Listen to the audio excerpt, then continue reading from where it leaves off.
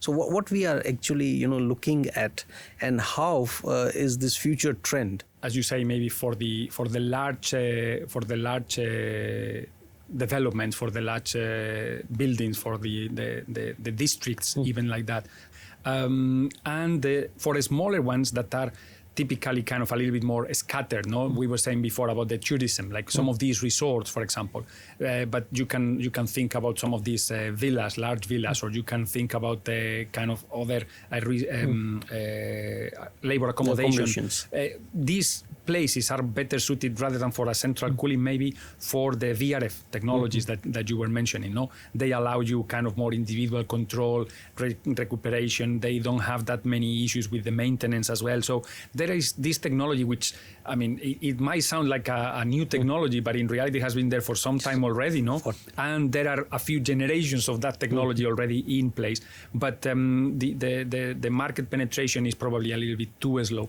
But I think it has got these applications, and it can be a very good solution for this. So I think these are the key trends, no, on what can be. Now, when we talk about refrigerant, yes, we don't have the problem of R22 with the ozone depletion, and the current thing is on the focus on refrigerant, on GWP. So what is your thoughts and views on that? Look, I was saying before, the UAE, the long-term strategy, the buildings are going to go down relatively quickly, their greenhouse gases emissions, because the HVAC, the energy coming into the HVAC is going to be from renewable sources. But there is going to be something which is still part of intrinsic to the refrigerant, to the HVAC system itself, which is the refrigerant. This one we have solved partially, and it is one of the greatest solutions. No, that the ozone depletion seems to be on the mend, and is getting better. No, but in order to fix that, we got some other refrigerants which are kind of dominating now the market. And probably one of the things that the manufacturers need to do is to go and to push for this kind of lower global warming potential GWP refrigerants, no, the R32, even some of the other ones with zero depletion potential, which I know it is natural refrigerants, which are challenging because they come with bigger pressures, with different conditions, no, or but maybe it is the way to go. So I think that could be an interesting topic, no, to put some extra research and eventually to deploy it, no, as quickly as possible to catch up. So now there are two ways, as in energy labels, you increase, the energy efficiency. In GWP, you are keeping it, lowering it. So is there, after COP28 and the current, the industry and government wise, when we look at it, is there a really big push? The industry should be ready for this change. Look, on GWP,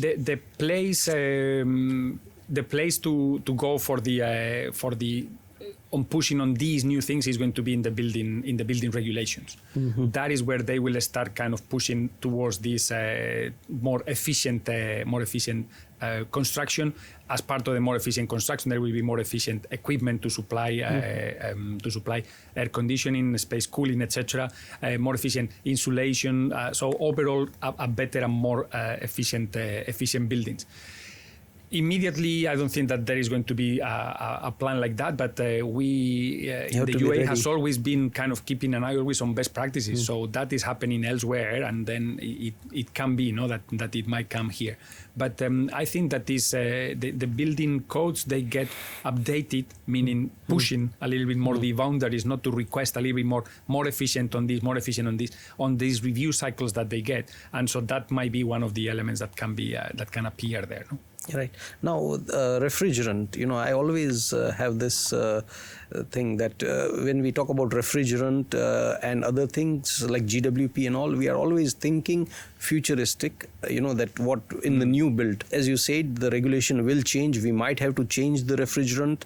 The recycling, the emission, to reduce the emissions, if GWP, less refrigerant, you want to adapt to it. Yeah. What are the challenges, and what are the opportunities? Because also dangers, the standard practice, what we have in many small things. Yes. I think, look, the improving the energy efficiency of the building, the current building stock, the existing buildings, which once you build it, to better standards, etc., they are okay, and they will deliver good performance during the next 50 years. As you said, the regulation will change. We might have to change the refrigerant, the recycling, the emission, to reduce the emissions. If GWP, less refrigerant, you want to adopt to it. Yeah. What are the challenges, and what are the opportunities? Because also dangers, the standard practice, what we have in many small things. Yes. I think, look, the improving the energy efficiency of the building, the current building stock, the existing buildings, which once you build it, to better standards, etc., they are okay, and they will deliver good performance during the next 50 years.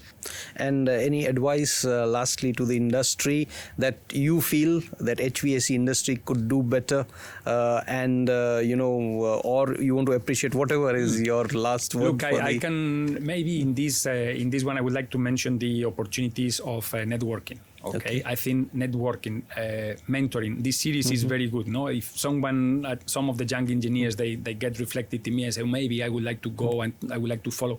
That is quite quite good. I think the networking opportunities with professional mentors, not only me, but other people, in the industry. ISHRAE offers several opportunities, for the people to network, to participate in through formal and informal events. So this is something that it is very good. It helps you to see what it can be done, but it's a work on its own. Yes. Okay, it's not something that you just turn up there and the people is going to talk to you. It's not true.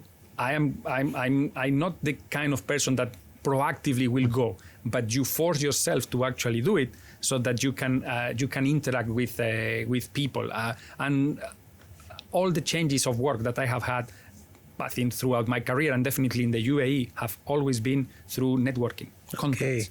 So it is something that someone knows, maybe you are good at this, you are good at that, this position. If you're in someone's head at the right time, it might be a solution for that. So, and how do you get your contacts? There are social networks, there are things like that.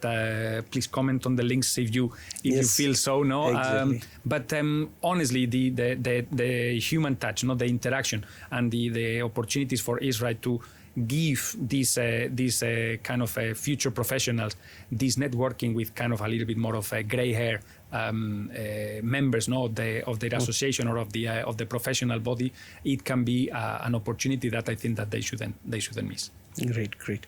Thank you so much for your time pleasure. And giving valuable inputs on vast variety of from challenges to future to existing stock to refrigerant to advice to us. All this is very, very valuable.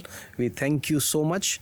And as you correctly said, I would ask the audience if somebody wants to mention, something about the networking opportunities or refrigerant, please do feel free to write your comments and let's connect with ISHRAE UAE chapter. We thank you for being part of this series, and Dr. Pablo, to you as well. My pleasure. Thank you for inviting, and pleasure to help.